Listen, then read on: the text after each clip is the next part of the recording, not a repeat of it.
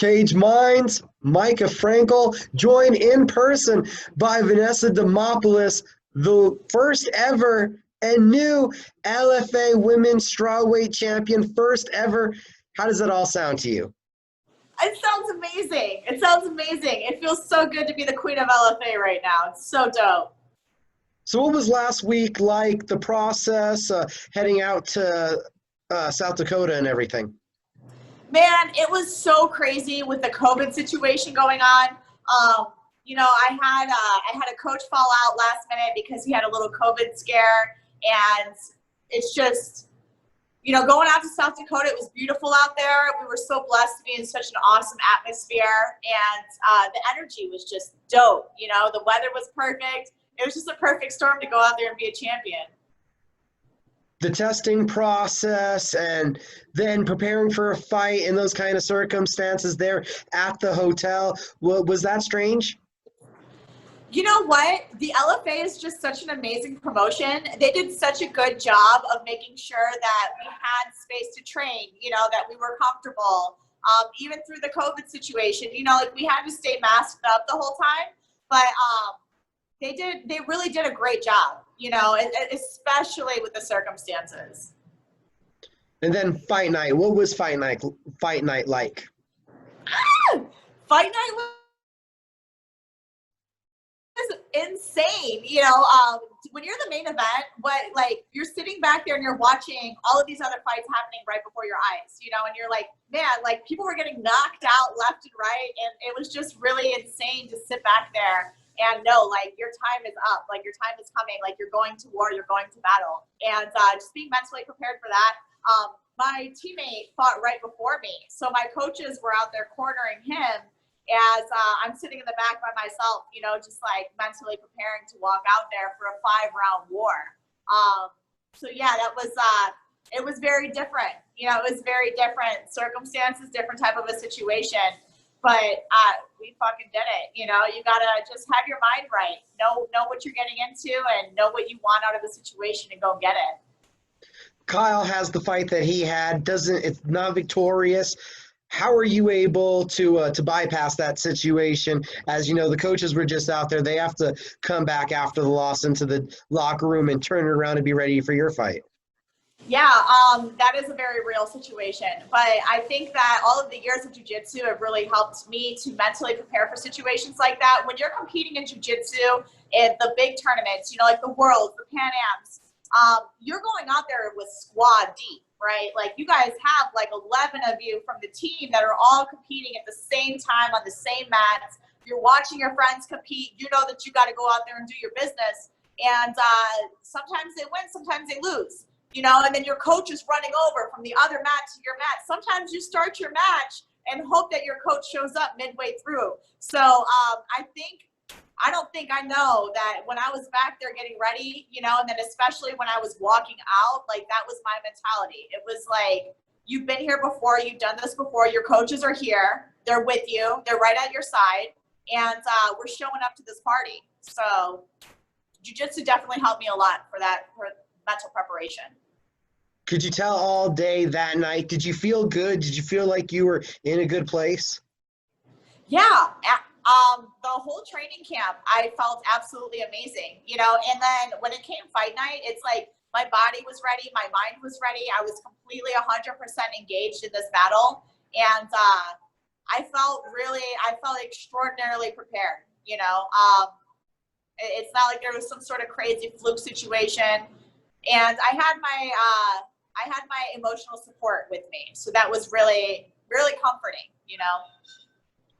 We could see right away the energy, the happiness. You're dancing your way out there.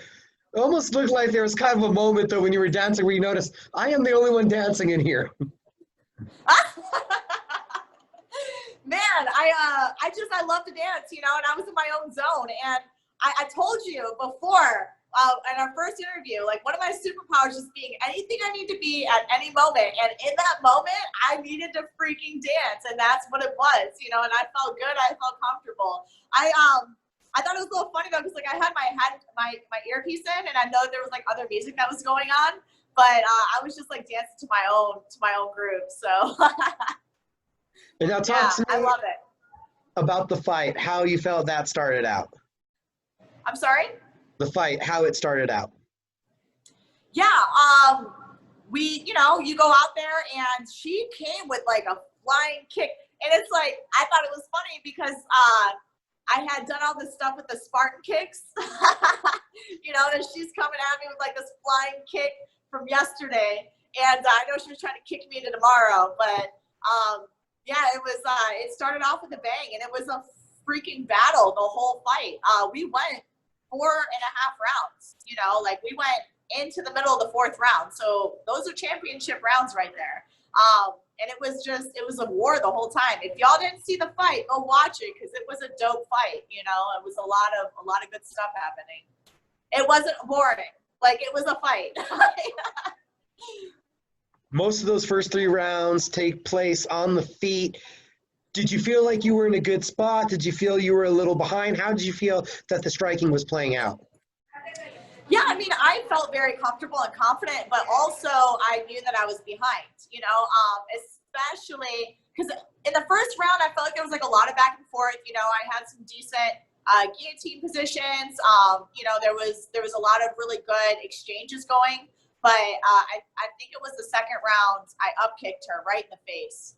I don't know if it was at the end of the first or the end of the second, but anyways, I upkicked her and I lost a point, then it's like, man, it was right at the end of a round. It just looks really bad. Like you're walking back into your corner and you're like, I am down, I'm down.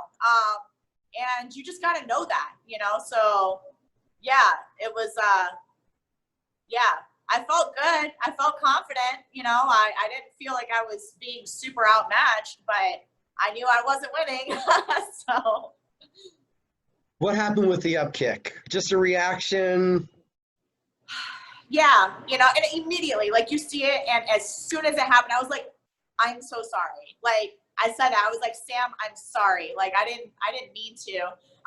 You're in there. I mean, freak, it's a street fight with a few rules, but those rules matter. Like, you can't be in there fish hooking people and up kicking them in the face when they're grounded. And those rules are in place for a reason. And it's hard. Like, you get lost in the aggression. You get lost in being a warrior. And but the rules matter and points matter in MMA. And yeah, that was a very big no-no. I think she was okay, but I'm glad that it didn't end the fight, because had that ended the fight, that would have been an automatic disqualification for me. And it's mistakes like that that can really just cost you. So I got to be more cautious moving forward. Was it that first time you guys hit the ground where you said, I kind of want to get the fight back here? Yeah, I mean, I didn't care where the fight was personally. I knew that, the ground is obvious. I love jiu-jitsu, so the ground is always, a good bet for me. But yeah, I was comfortable on my feet. Obviously, I wasn't going for a bunch of takedowns. I wasn't trying to pull guard the whole fight. Like, I was in it. I think it was in the 3rd round. That's when you really started to land on your feet. We started to see some of those overhands connecting, and you were finding your distance a bit more, getting on the inside, right? Yeah, definitely. Yeah, I mean, I guess so. Yeah, that's fair. Did you feel like anything changed that round, or were you just finding her face more?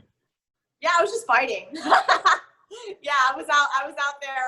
I guess, yeah, I had found my range by that point. I feel like the first round was kind of a warm-up round. The second round was good, and mistakes were made. And then the third round, like I said, I knew that upkick had me behind, so maybe I picked up the pace and fired through a little bit more, for sure. And then in the 4th round, again, was there any direct thoughts that you had to get the fight to the ground, or that's what you were attempting to do? Yeah. Yeah, the position happened the way that it happened. She was actually trying to get me to the ground. If you saw that position, so that's where the fight ended up, and that's where we were.